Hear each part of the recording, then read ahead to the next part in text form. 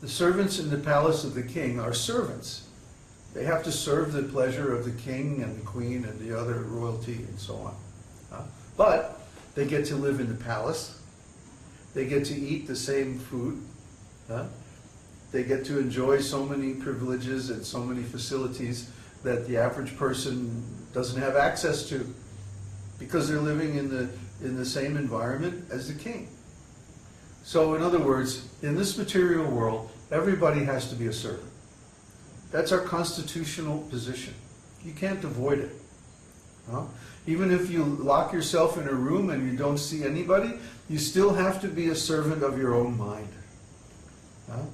That's our condition in this material world. We're constitutionally servants. We serve our family, our children, our mate, our friends, and then we go to work and we serve our employer, or we serve the government, or somebody. We're always serving somebody, right? And then we think, well, I want to be independent and do it my way, right? But then we're serving our own ideas, we're serving our mind, we're serving our senses.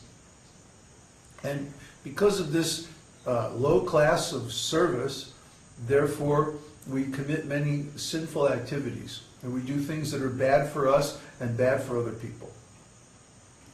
So what are we doing in this material world, trying to serve these different temporary causes? Family life, business life, nationalism, democracy, or communism, or thisism, or thatism, or some religion that was started by some human being at a particular point in time. And we're thinking this service is very nice. Or charity, giving food to people, or giving medical care or something like that to people who don't have access. But we think this is very nice service. But this service can never satisfy us because it's not eternal. The only eternal service, or the only perfect service, is service to God. Because God is the real enjoyer. If we dedicate our activities to the pleasure of God, then our activities also acquire that quality of eternal existence and perfection. See? And they become pleasing not only to God, but to us and to everybody. And there's no karmic reaction. That's the best part. When we perform activities for the purpose of pleasing God, then He removes the karmic reaction. So, maybe if we weren't doing this, maybe we'd all be in a band together, and we'd be making music videos and posting them on the internet and trying to get fans and everything like that.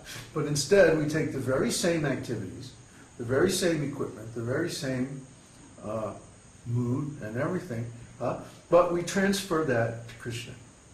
So instead of trying to find conjugal partners for ourselves and then creating all kinds of karma because of sinful activities, we instead offer ourselves to Krishna as His conjugal partners. This is a mood of Radharāṇī. The soul is neither male nor female in the material sense. But we are all female because we're emanated by Krishna. Krishna is like the sun and we're like the sunshine coming from Him. So He is the active principle and we're the passive principle. So spiritually speaking, Krishna is the only male, and all the other living entities are female in relationship to Him. So He's the supreme enjoyer, and we are the ones who are enjoyed.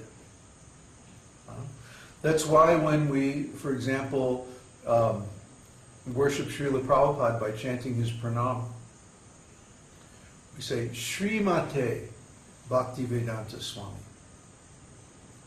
Śrīmatī is female, it's feminine. That means that the self-realized soul in spiritual identity considers himself female in relation to Krishna. Why? Because Krishna is the enjoyer. For example, Lord Brahma. Lord Brahma is the origin of our disciplic lineage, going way, way, way, way back to the beginning of the universe. And it's described in Srimad Bhagavatam that in the beginning Lord Brahma couldn't see anything. He couldn't understand his situation or his existence, so he meditated for 10,000 years of the demigods. A long, long time. And then finally, at the end of meditating for all this time, he realized, I am the maidservant of Krishna. See? He considered himself female in relationship to Krishna. So this mood of self-realization in the conjugal service of the Lord has been going on for a long, long time. This isn't something new. It's not something that we made up. It's not a fad or a fashion. You know, sometimes there's these theological fads and fashions, like, what do they call it now? Abundance theology. Huh? That because we worship God, then He's going to give us everything. Right? Well, maybe. Depends on your karmic situation. But we don't think like that. We go back to the original origin of Vedic knowledge in this universe, Lord Brahma. And Lord Brahma, when he meditated, his conclusion was, I'm the maidservant of Krishna. So we also accept the same conclusion. He's the Adi Guru, he's the original Guru in our line. So we should accept that conclusion as our conclusion as well. And also Lord Chaitanya appeared only 500 years ago. And that was his conclusion too. He was playing the role of the perfect devotee of Krishna. And his conclusion is, I am Krishna's conjugal lover. So we should also look like this. We should see that Krishna is the source and I am emanated from him. Therefore, I'm his to enjoy as he likes. Let me serve his potency, Śrīmatī Rādhārāṇī, his bliss potency. Because she's giving him the maximum pleasure. So if we serve her, then we'll learn from her how to give Krishna pleasure. And then we'll also be able to give Krishna pleasure. And Krishna will enjoy it very much. He'll enjoy the maximum pleasure if we follow in the footsteps of Śrīmatī Rādhārāṇī. So that's why Janmashtami is very nice. But Radhastami is celebrated even more in the sense that the devotees try to pattern themselves and their service after Śrīmatī Rādhārāṇī. Because she's giving Krishna more pleasure than anybody. That's why we celebrate Radhastami. This is exactly 2 weeks after Krishna's birthday. It's Radha's birthday. And whereas Krishna is born on the 8th day of the Krishna Paksha, the dark fortnight, Radha is born on the 8th day of the Gora Paksha, or the bright fortnight. So, you know, it's all very symbolic and everything, but it's also historically a fact that she took birth on that day, on this day, 5,000 something years ago. She accompanied Krishna to this world, and this is the special thing about Krishna's pastimes in this world, that he reveals the actual nature of Goloka Vṛndāvana. Krishna doesn't have to come here, you know. He is perfectly competent to simply enjoy like anything in the spiritual world. He doesn't need to bother himself to come here. But he comes to show the example of compassion for all the conditioned souls in the material world. He could easily send his different servants and representatives to spread spiritual knowledge, and he does.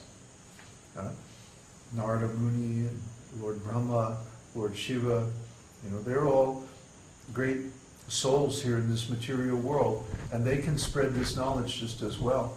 But why does Krishna come? Because he personally has an interest in rescuing the conditioned souls. So all the conditioned souls are invited to come to be with Krishna and to serve him in his incarnations.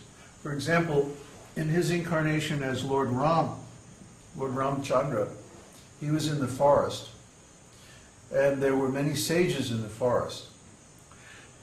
And after seeing Lord Ramchandra, their conclusion was, well, we want to worship the Lord in the mood of conjugal love. And so they approached the Lord, and I think there was something like 10,000 sages. They approached Lord Ramchandra and they say, our conclusion is, we want to worship you in the mood of conjugal love. And Lord Ramchandra said, well, in this incarnation I only accept one wife. So in the next incarnation as Krishna, I will accept you all as my conjugal servants. And so in